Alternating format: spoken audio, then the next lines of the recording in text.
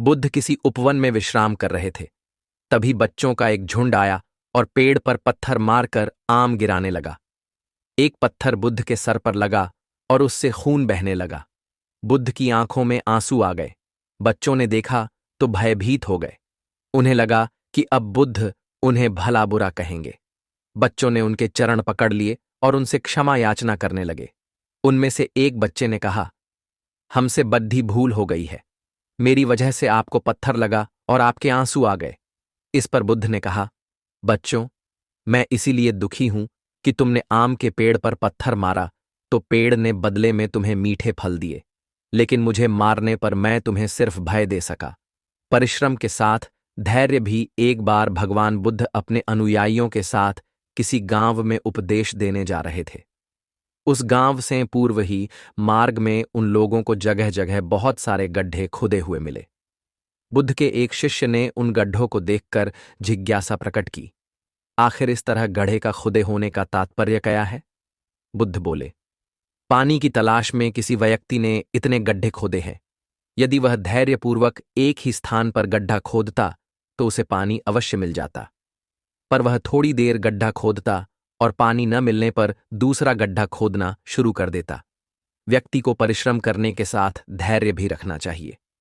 अमृत की खेती। एक बार भगवान बुद्ध भिक्षा के लिए एक किसान के यहां पहुंचे। तथागत को भिक्षा के लिए आया देखकर किसान उपेक्षा से बोला, श्रमण, मैं हल जोतता हूं और तब खाता हूं। तुम्हें भी हल जोतना और बीज बोना चाहिए और तब खाना खाना चाहिए। बुद्ध ने कहा, महाराज, मैं भी खेती ही करता हूं। इस पर किसान को जिज्ञासा हुई। बोले, गौतम, मैं न तुम्हारा हल देखता हूं, न बैल और न ही खेती के स्थल। तब आप कैसे कहते हैं कि आप भी खेती ही करते हैं? आप कृपया अपनी खेती के संबंध में समझाइए। बुद्ध ने कहा, महाराज, मेरे पास श्रद्धा का बीज, तपस्या रूपी वर्षा, प्रजा रूपी जोत और हल है।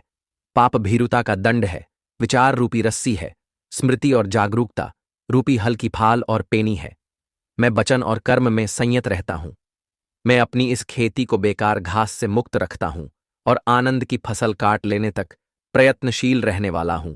अप्रमाद मेरा बैल है, जो बाधाएं देखकर भी पीछे मुंह नहीं मोड़ता है। वह मुझे सीधा शांति धाम तक ले जाता है। इस प्रकार मैं अमृत की खेती करता हूं। मृत्यु के उपरांत क्या? एक बार बुद्ध से मलुक्य पुत्र ने पूछा, भगवन, आपने आज तक यह नहीं बताया कि मृत्यु के उपरांत क्या होता है। उसकी बात सुनकर बुद्ध मुस्कुराए। फिर उन्होंने उससे पूछा, पहले मेरी एक बात का जवाब दो। अगर कोई व्यक्ति कहीं जा रहा हो और अचानक कहीं से आकर उसके शरीर में एक विषबुझा बाण घुस जाए तो उसे क्या करना चाहिए?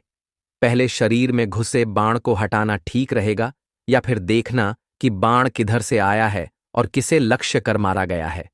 मलुक्य पुत्र ने कहा, पहले तो शरीर में घुसे बाण को तुरंत निकालना चाहिए, अन्यथा विष पूरे शरीर में फैल जाएगा। बुद्ध ने कहा, बिल्कुल ठीक कहा तुमने। अब यह बताओ कि पहले इस जीवन के दुखों के निवारण का उपाय किया जाए या मृत्यु की बाद की बातों के बारे में सोचा जाए? मलुक्य पुत्र अब समझ चुका था और उसकी जिज्ञासा शांत हो गई। बुद्ध ने कहा, सबका हित करो। एक दिन एक व्यक्ति बुद्ध के पास पहुंचा। वह बहुत अधिक तनाव में था। अनेक प्रश्न उसके दिमाग में घूम घूम कर उसे परेशान कर रहे थे, जैसे आत्मा क्या है? आदमी मृत्यु के बाद कहाँ जाता है? सृष्टि का निर्माता कौन है? स्वर्ग नरक की अवधारणा कहाँ तक सच है और ईश्वर है या नहीं? उसे इन प्रश्नों के उत्तर नहीं मिल रहे थे। जब वह बुद्ध के पास पहुंचा तो उसने देखा कि बुद्ध को कई लोग घेर कर बैठे हैं। बुद्ध उन सभी के प्रश्नों व जिज्ञासाओं का समाधान अत्यंत सहज भाव से कर रहे हैं। काफी देर तक यह क्रम चलता रहा, किंतु बुद्ध धैर्यपूर्वक हर एक को संतुष्ट करते रहे। बेचारा व्यक्ति वहां का हाल देखकर परेशान हो गया। उसने सोचा कि इन्हें दुनियादारी के मामलों में पड़ने से क्या लाभ? अपना भगवत भजन करें और बुनियादी समस्याओं से ग्रस्त इन लोगों को भगाए। किंतु बुद्ध का व्यवहार देखकर तो ऐसा लग रहा था मानो इन लोगों का दुख उनका अपना दुख है। आखिर उस व्यक्ति ने पूछ ही लिया, महाराज, आपको इन सांसारिक बातों से क्या लेना देना? बुद्ध बोले, मैं ज्ञानी नहीं हूं और इंसान हूं। वैसे भी वह ज्ञान किस काम का जो इतना घमंडी और आत्मकेंद्रित हो कि अपने अतिरिक्त दूसरे की चिंता ही न कर सके। ऐसा ज्ञान तो अज्ञान से भी बुरा है। बुद्ध की बातें सुनकर व्यक्ति की उलझन दूर हो गई। उस दिन से उसकी सोच व आचरण दोनों बदल गए।